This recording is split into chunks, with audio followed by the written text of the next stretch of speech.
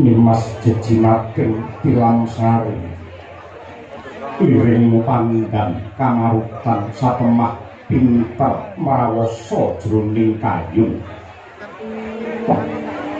garwanipun Kakang Yayi Batari Dresamala sewu mulya sing ndak krasa sewu marem sing ndak gegem mung sira paraningsih kedunging katresnan papaning sumindhi rasa wuyung ingkang handheka sanadyan geni bisa pisah lawan panase segara pisah lawan gisike gula pisah lawan manise nanging taneh lamun Arjuna pisah lawan mustikaning jantung ya kuwi jeneng sira Yayi Batari Dresamala saya-saya bareng sira Yayi wis ngandhut wijinipun Kakang yekti mimbuhi kabagyan prasasat kejugrokan Wukir Sari kabladaran Samudra Madu. Aduh Pangeran Arjuna ngaturaken panuwun ing tanpa pamit dene semanten katresnan paduka dumateng kula saha wiji ingkang kula kandhut.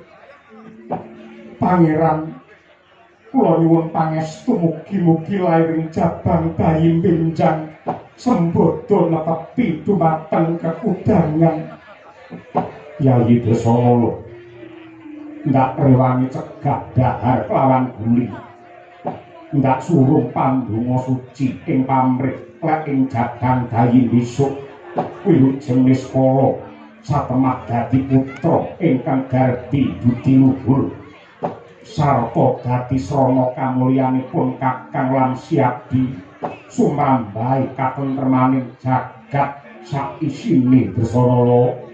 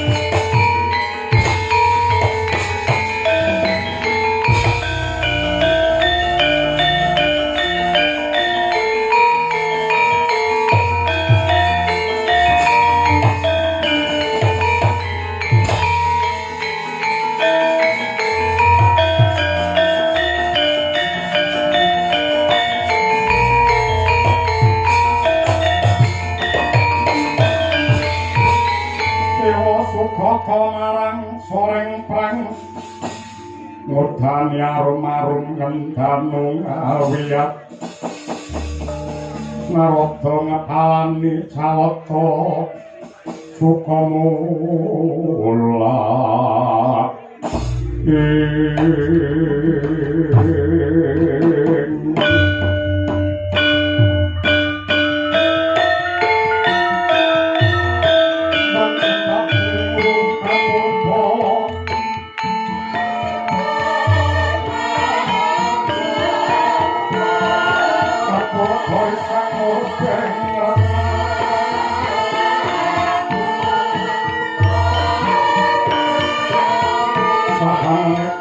yang kanan sisi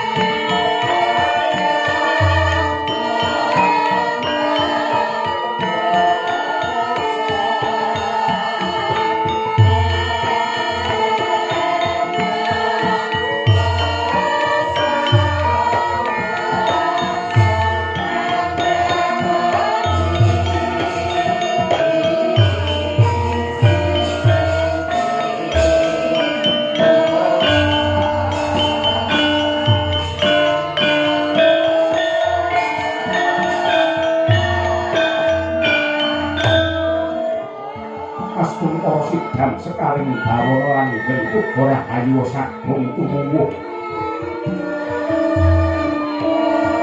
kawulun sewu kakang Gunur Sinarabda kakurang pinarak ingkang sekecca kakang talakala berenjang pak kok warudaya slire buntuti acal kater inggih Yayat Yai Guru mboten kirang sekecca anggen kula sowan salam taklim kula katur di inggih kakang brawalan anggen kula mundi bakari permuni diprayogake anggon sowan kawula inggih pukulun sembah pangabekti kula mawantu-wantu konjo sangati pukulun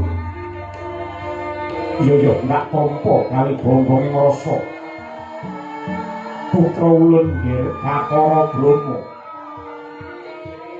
kawula nuwun wonten timbalan kang adawuh Rama kula nganuji dumateng ingkang buta langkung rumiyin kaliyan kula ngaturaken sembah pangabekti konjo wonten sahandhap padha paduka Rama pukulun iya Brahma ndak tampa gawe bonggonging rasa kaliyan ingkang buta arga dahana cumadon dawuh paduka keparing wiji dumateng kula daya wigatosing karsa kaliyan ingkang putra ngangkungaken jonggo miringaken karna nyadong kumentaing sabda tama paduka Rama pukulun sanghyang jagat pratingkah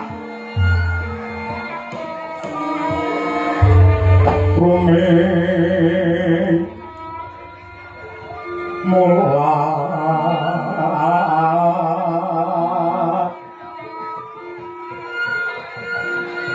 rumeng mula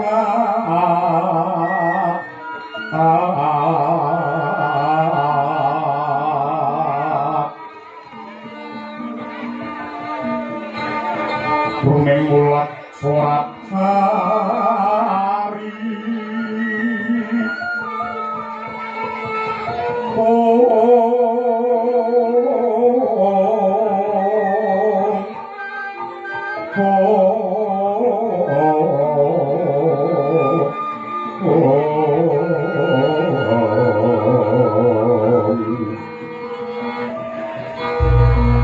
rumeng mulat surat hari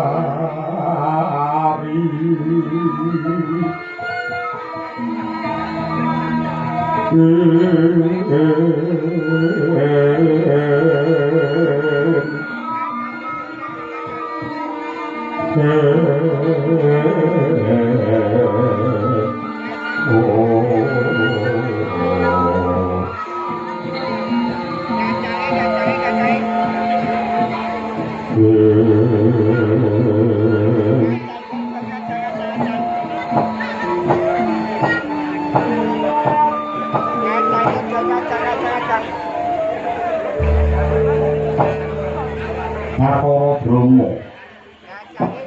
Yetine jeneng kita mestine wis uninga lamun tori palungguhan iki kahilangan Suralaya.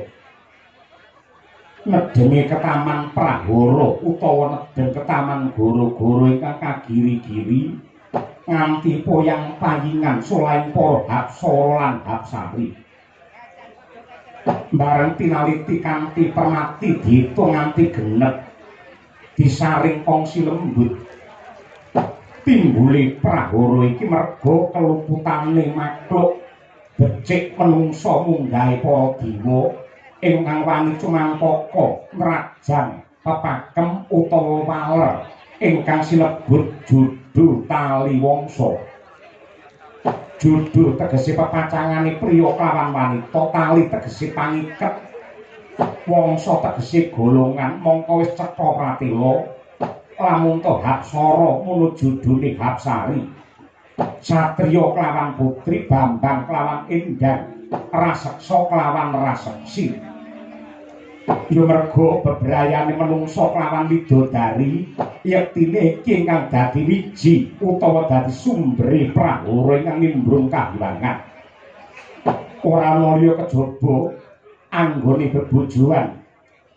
Batari Dresana klawan panengah Pandhawa ing Madukara Si Arjuna iki ingkang dadi bibit kawite ruhara ingkang nimbrung ana ing Suralaya. Aduh, Rama Pukulun kaliyan matur sisik nyuwun samudra pangaksami. Menawi glejah lampahan kang sampun kawuri nalika kahilangan menika dipun serang dening Prabu Nagatasaka. Satemah para dewa boten wonten ingkang mangga puliya, satemah dewa Nyraya wujudipun jago nenggih pun Arjuna. Sasampunipun Arjuna kelampahan nyirnakaken Prabu Nagatasaka awisake agenging lelabuhan. Lajeng paduka palakramaken kaliyan anak kula pun Dresanala satemah bebrayan ngantos ripalungguhan samangke. Mongko dinten menika anggenipun emah-emah nenggihipun Janaka kaliyan Dresanala sampun pikantuk sih nugraning Gusti. Anak kula Dresanala sampun ngrebini sampun bobot andungkap Sabta Candra utawi 7 sasi.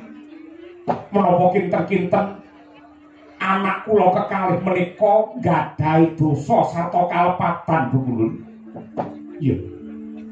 Yektine pancen ulun biyen uga ndodho marang kleru. Mula lamun to dewa wis ngrumangsani lawan lumputé prayogane nggandani pakarti supaya Prahara iki ora saya ngombro-bro.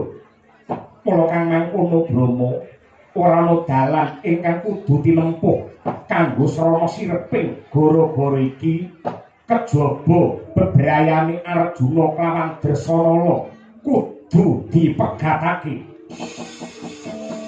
Kunjing langit kelap katon lerjeng sanging alis risang maweh gandrung sabarang kabulukir moyat maye.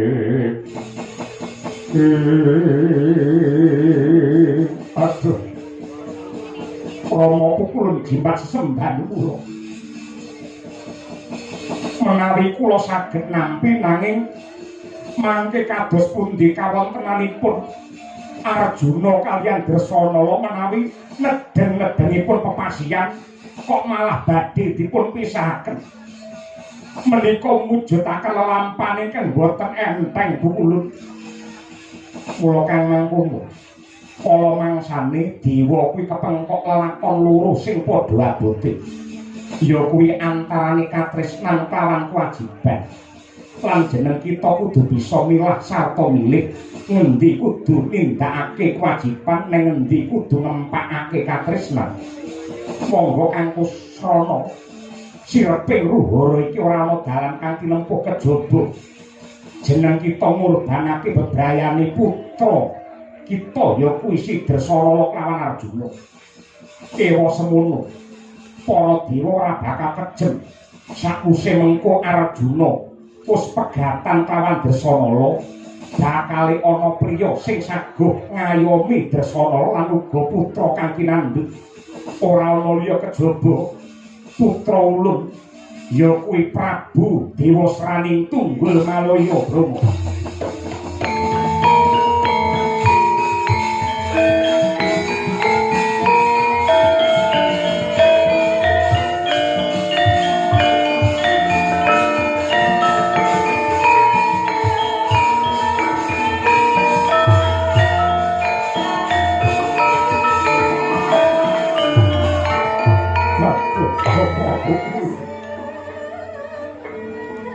Menapa boten wonten cara sanes kangge srana anyirep dumateng prahara kejawi ngurbanaken katresnanipun anak kula.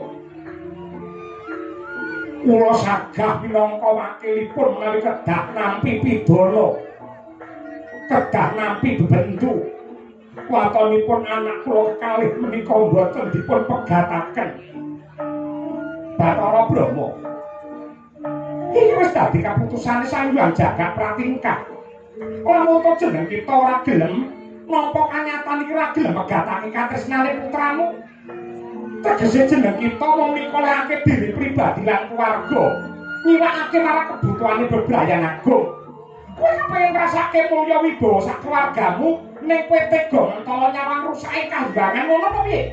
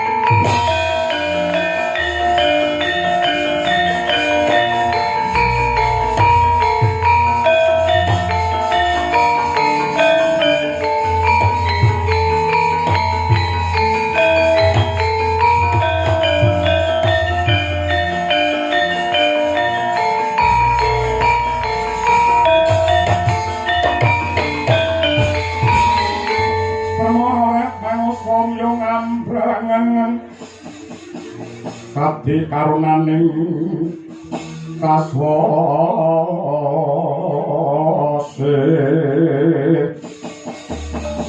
nang marga memawakung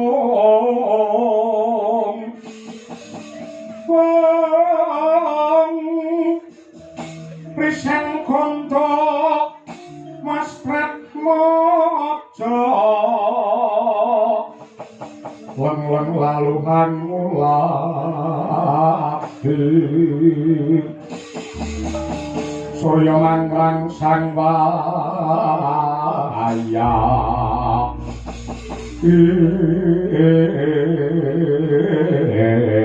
Pawadara kawula nuwun sewadi pramesti nadyaten kang raka suda pangudal-udal boten kajawin kepeksa kula sumalana matur nilar ing tata krami. Nuninggih kados pundi Kakang Gunarsina Radul. Nuwun sewadi. Kula kok rumaos bab ingkang paduka putusaken menika cetha lamun to ganjel lan ganjil. Ing atasipun bebrayanipun Arjuna kaliyan Dasanala menika atut runtut-runtungan tur nedeng-nedengipun pepasihan. Ingkang loro-loro nika wau sampun pikantuk wujudipun nugrahaning Gusti ingkang awujud katresnan sejati. Parandene kok badhe dipun pisahaken, badhe dipun pegataken. Menika bab ingkang boten tinemu nalar. Kula saged anggerba, kula saged anyakra bawa. Menika semenipun wonten sanggih rungsit reka daya sandi upaya ingkang mangtindakaken supados ingkang putrapun Dewasrani kalampahan malakrama dumateng Bathari Dresanala. Borong anggenipun mastani Kakang Naradul. Jernyatanipun danger dajin abdari jubutek bening ing mapan wonten ing kahyangan menika wonten Purbawasisa ulun. Ning kula dados kula menika kewajiban kula ngemutaken dhumateng paduka menawi klentu. Ngibaratipun nuwun sewu, kreta jaran sak kusire. Paduka menika kusiripun, kula menika kreta lan jaranipun. Inggih kedahipun menawi jenengan dika dados kreta lan jaran. Kedahipun manut kaliyan kusiripun. Menawi jaran kewan manut gandeng kula menika dewa nggih meksa mikir langkung rumiyin. Yen karo kusire didak dalan mambah ning dalan sing lempeng lan alus mesti kula badhe nderek ning nganti cemplunge teng jurang kula mboten purun ya. Kakang Narada punapi kula kaliyan paduka menika ibaratipun keris kaliyan rangkanipun. Leres paduka kerisipun kula rangkanipun. King menapa menika wonten keris sing badhe mlebet wonten ing rangka kok rangkanipun mboten purun. Merga kerise bengkong. Keris niki yen bengkong dilebokke teng rangka, rangkane ingkang badhe kesakitan ya. Kula mboten saged nampi. Menawi Kakang Narada mboten kepareng dhahar atur kula. Manglereng kemaos saking golongane para dewa. Lah iki sing tak ateni.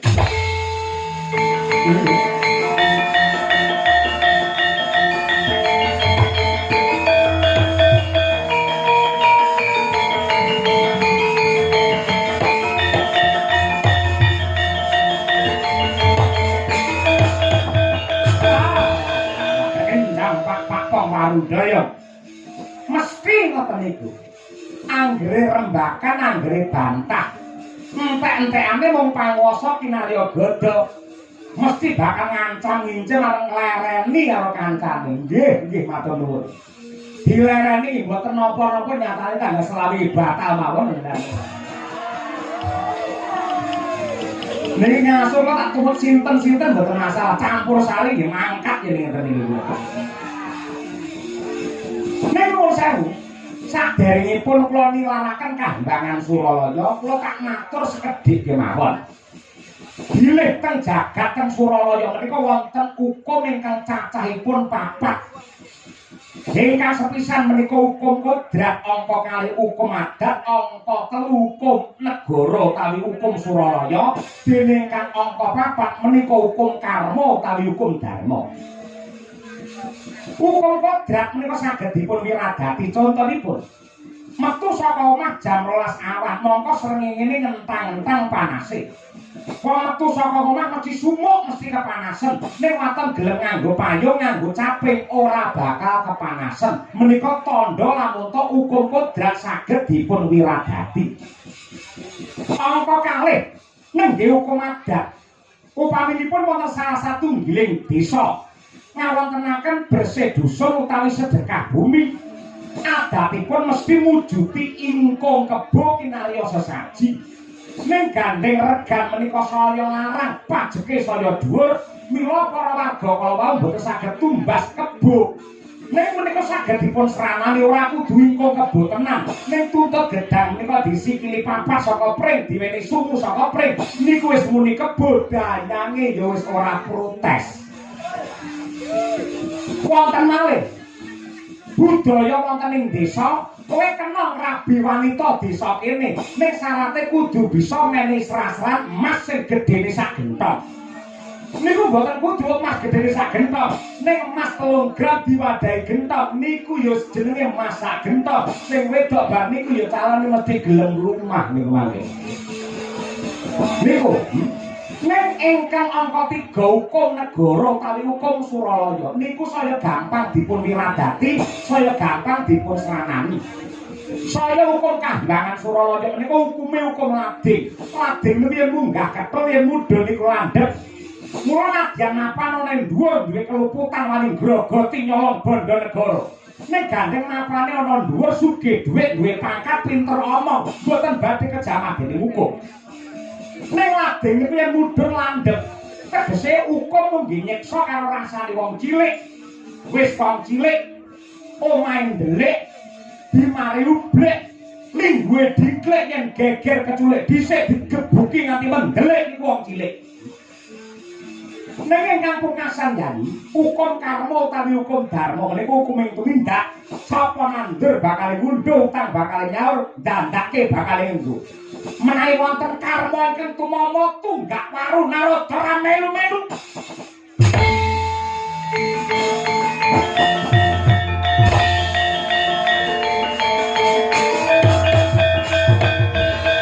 Aduh menika tetungguling para dewa.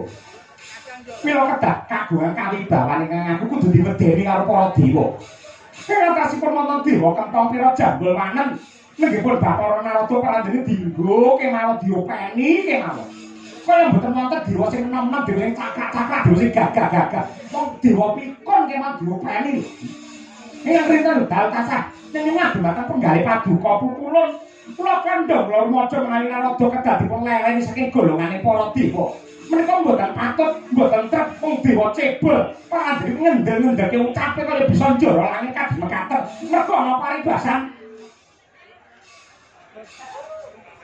Cangkemmu omong apa? Apa rumangsamu aku wis teko Banjung Buyangan apa piye? Kowe ngelokke aku lamun aku dewa kempong pira, dewa cebul, apa raimu ki bejaji napa piye? Apa rumangsane ki ayu-ayune widodari? Kowe ngiluke? Ngiluke wis sawangen raimu ki gilani kaya ngono. Parane nyek karo Narada gelem dhewe. Ra ngilu karo kitoke. Wah. Ya pure oleh begengek ngendel-ngendel kuwi.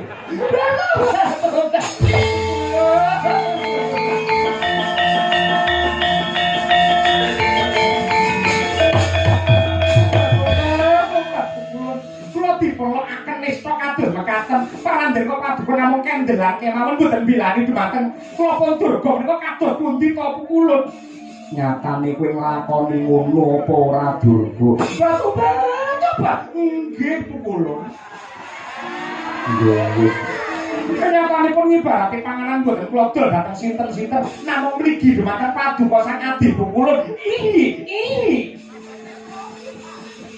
ya wis dilakoni wae kanthi ikhlas.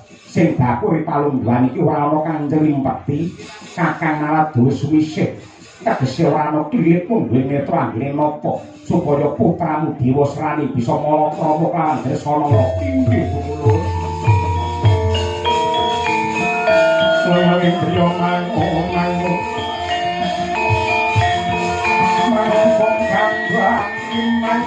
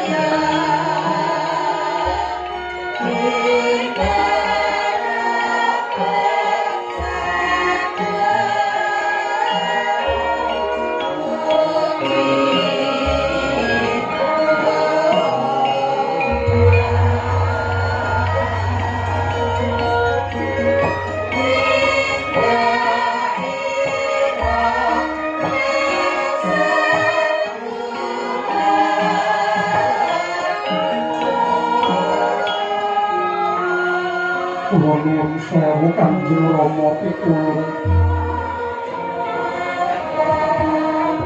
Kula ingkang putra pun desana ngaturaken sembah pangabekti tandha pengaji-aji. Marang tuang kunjuk sandhap padha kaduka Rama pukulung. Oh ilah ngawit namastu namasidan sekaring bawur langgeng iya Dresanala. Ndak tampa kali bombong rasa pangestulun bae ditampangi. Kula inggih Purawalan yen kula mundi mugian dadosaken jimat.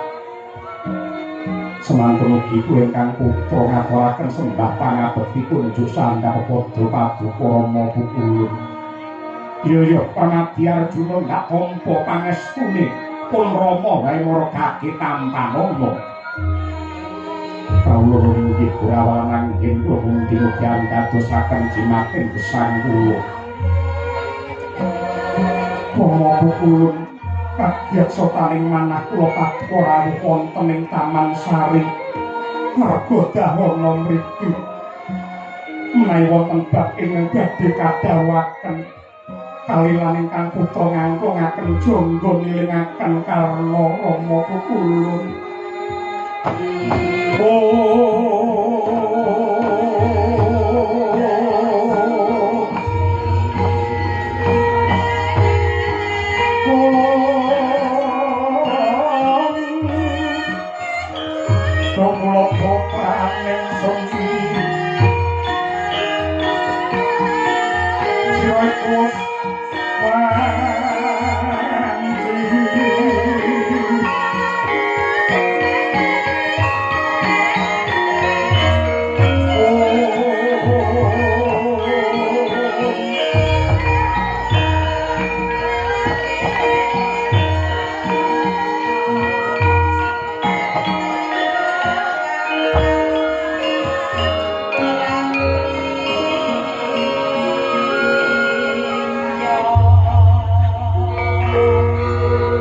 Sira iku wanci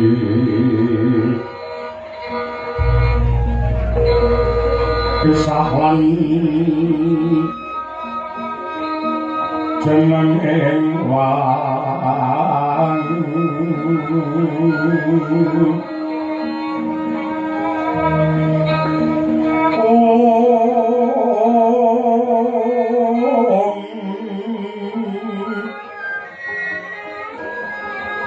Iwa kulineng arti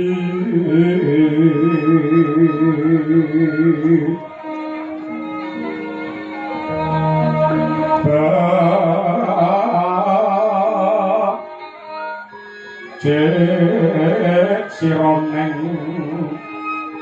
raja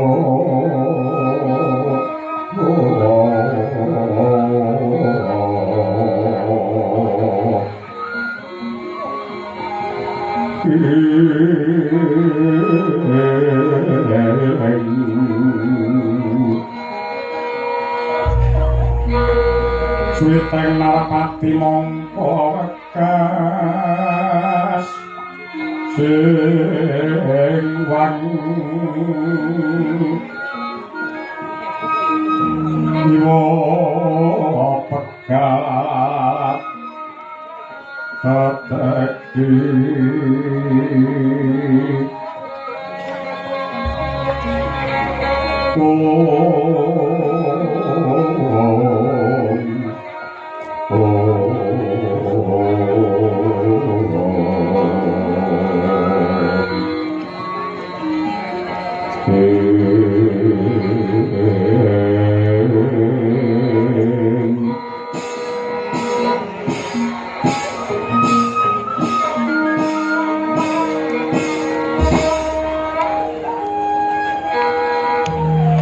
Sadurungipun Rama mundhut pangaksama dening ganggu kamardikanmu ingkang nembe karonsih ana sajroning Taman Sari Arga Dahana kene.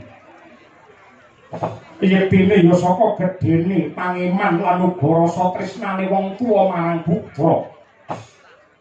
Yektine pun Rama mung kepengin lan kumajelu ngerti nganti ripalungguhan iki kepiye kabare anggenmu bebrayan.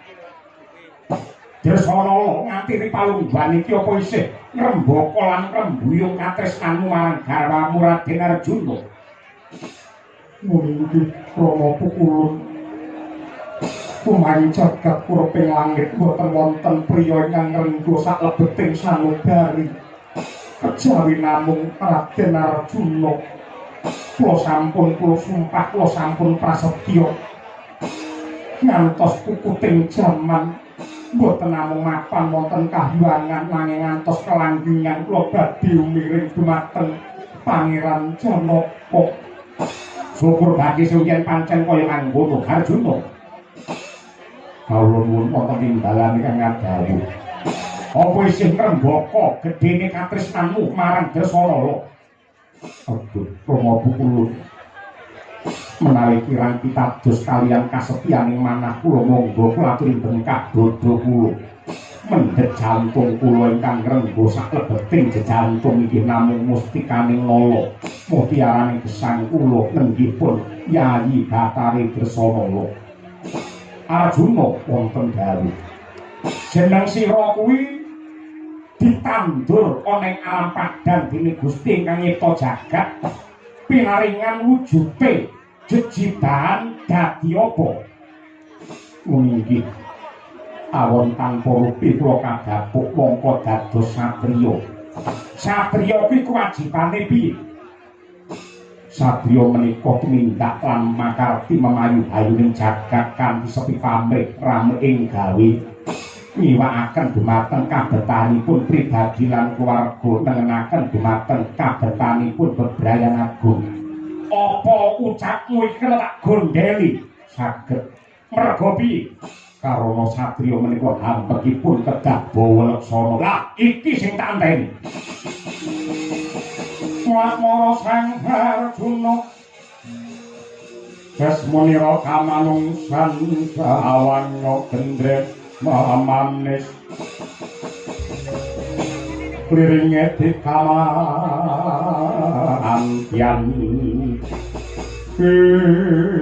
Arjuna wonten gawuh yen pancen manut kandhamu sing jeneng satriya iki kudu miwakake keperluane pribadi lan keluarga nengenake kebutuhane bebrayan agung. Ning yo gene wis pirang-pirang sasi jeneng sira katrem jenjem mapan ana Kambangan Arga Dahana. Rina iki mung tansah sumandhing kalawan garwamu ya kuwi Dresana. Mongko wis cetha ngeglo tanpa warana lamun to jeneng kita kuwi satriya madukara ing negara Ngamarta sing duwe kewajiban rumeksa marang hayune para kawula sak negara. Yen kowe ripalungguhan iki mung jenjem mapan ana Kambangan sumandhing karo bojo ngrasake nikmatmu banget sing kaya ngene banjur babar pisan ora kumlawe tanganmu anggenmu ngayomi sagung para kawula dasih. Kira-kira yang patrakmu ndek tutuk-tutuk nih kaya ngono apa ora tetel sing dadi jiwa kasatriyanmu.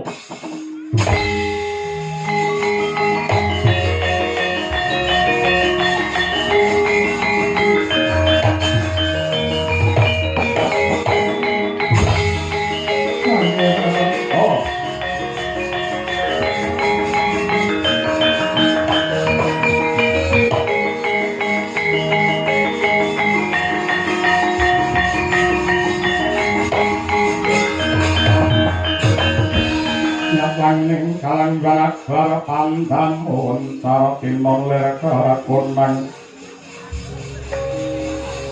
suram soroti tanpa adang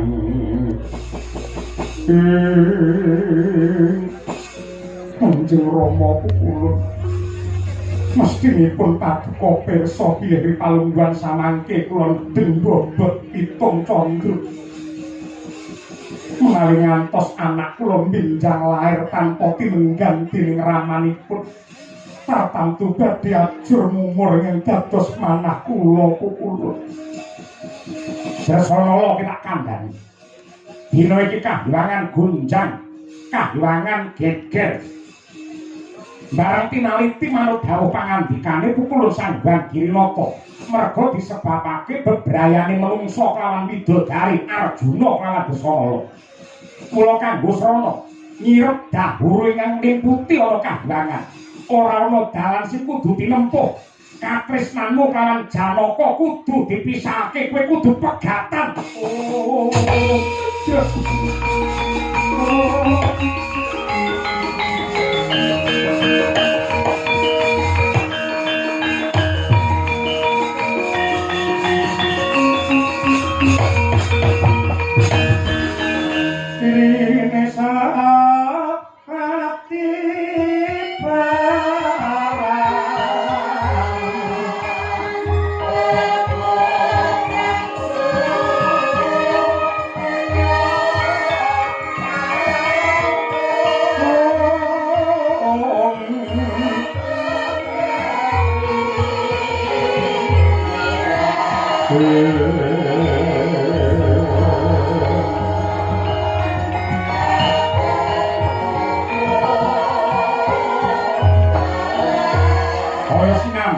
gedhek jantunge sang Bathari Dasanala pangandikane ingkang Rama Bathara Brahma wujud dhumateng penggalih gedhening katresnan aboting kasedhiyan yakti tan bisa pinisahake pandene samangke gagari garam biar buyar merga kagines dening wengi sing kahanan mangkono sang ayu amung ngalumpuh dhateng badhe karekat lelina sanata bebayune kembang-kembang kang netra madyanto maget-maget megap-megap alije kang dadi ature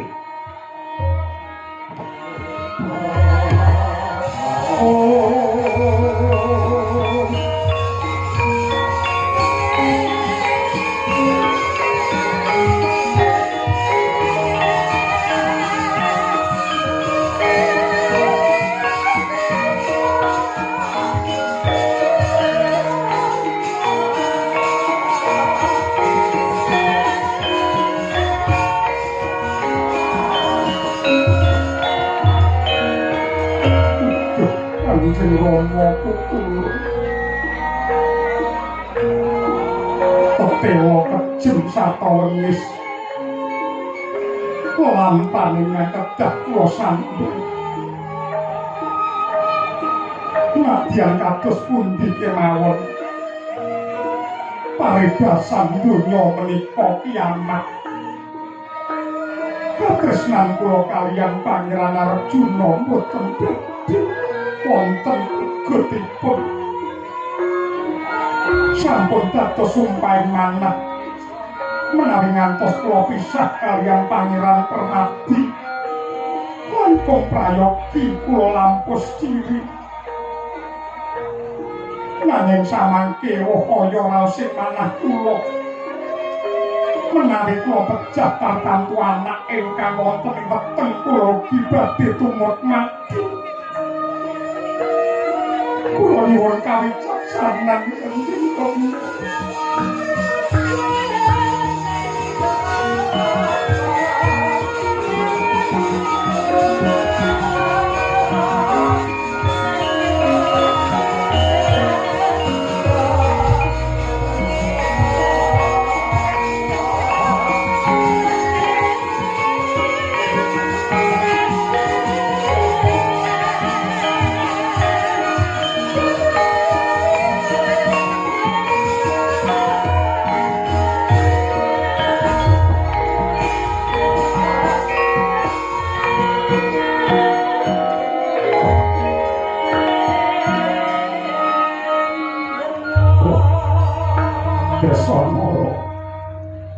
Yektine tanpa beda lawan jeneng kita rasaku ya abot. Ning ngendi wae sing jenenge wong tuwa kuwi mesti kepengin ngerti karo anak putune mulya wibawa uripe tentrem. Ning sepira ta kekuatane wong tuamu si Brahma iki. Mula kowe sing pinter gawe mareming rasa merga yen kowe gelem korban tumrap lakon iki dadi srana tentreme kahuwangan Suralaya. Lan kowe aja kuwatir, aja sumelang rasamu. Saklungane bojomu Arjuna bakal ana piyayi sing saguh ngayomi lan ngopeni kelawan anakmu. Tur panjenengane dudu wong saudon saurupan Narendra Agung saka Tunggul Malaya, putrane Rama Pukulun Giripati, ya kuwi Prabu Dewasrani sing bakal malakrama sliramu. Kula mboten saged nampi. Oh. Halo. Dasana. Manut kaya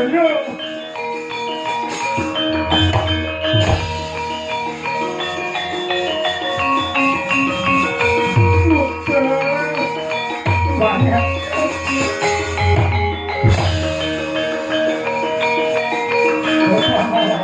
No, maneka.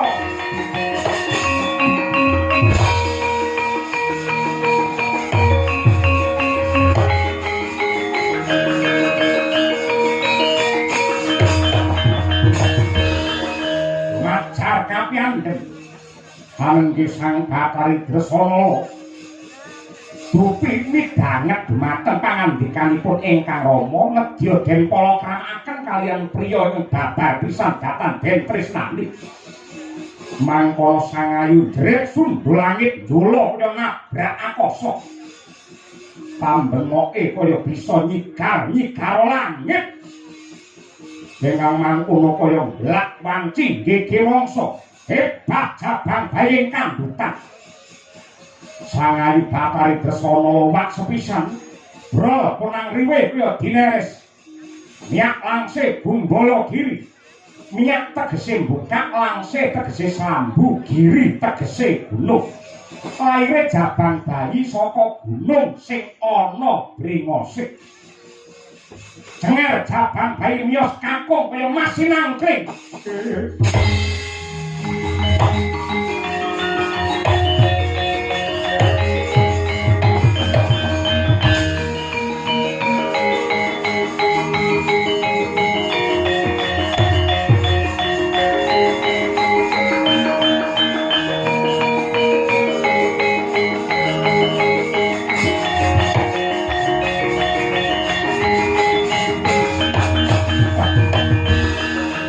Malah babaran, kowe malah nglarake Dresana. Anakmu lanang ganteng gedhe pangaribawane kaya ngene.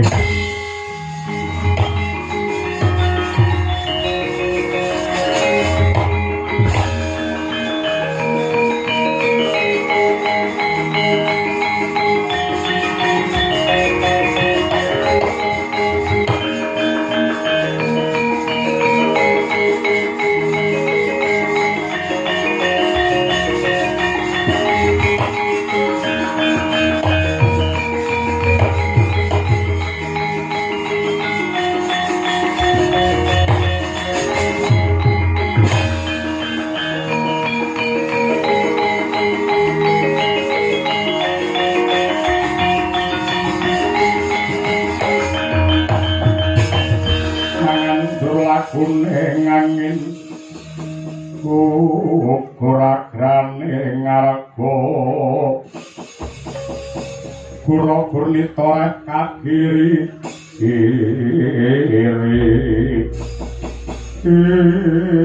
Bathara Brahma wonten dawuh Sang Batari Permuni sing ndak gendong kuwi sapa? Meninggih menika putu kula. Atur wuninga bilih Dresana sampun babaran sampun lairan mijil jalu. Lari palungguhan iki Dresana mapan ana ngendi? Nembe semaput mapan wonten ing Patenggan. Dewasrani wonten dawuh. Mumpung ripalungguhan iki Dresana ora eling Purwadasina, gendongen bopongen gon mulih ning Tunggul Malaya. Kendal.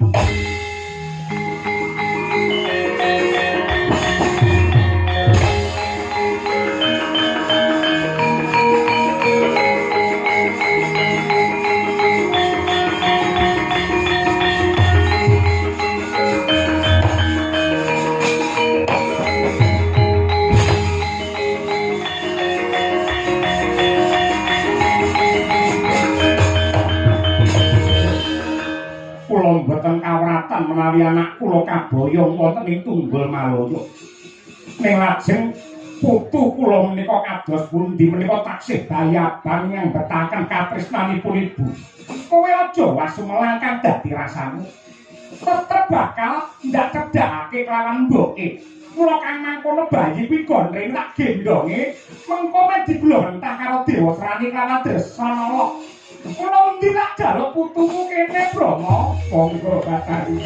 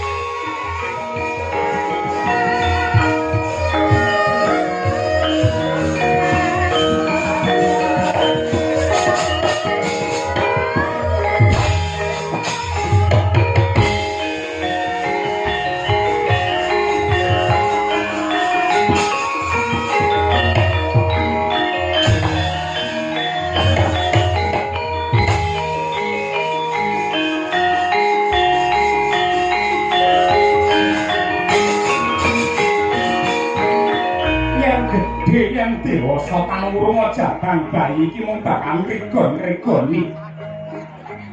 Yo kuwi anakku Dewa Srani anggen kok kasihan kelawan Dresanala. Aku ngopeni jabang bayi iki padha karo mingu wujute gogol. Yen gedhe bakal mangan karo aku dhewe. Mula kang mangkono sing gedhe pangapuramu jabang bayi. Swargamu mapan ning kawah Candra dimuka jabang bayi.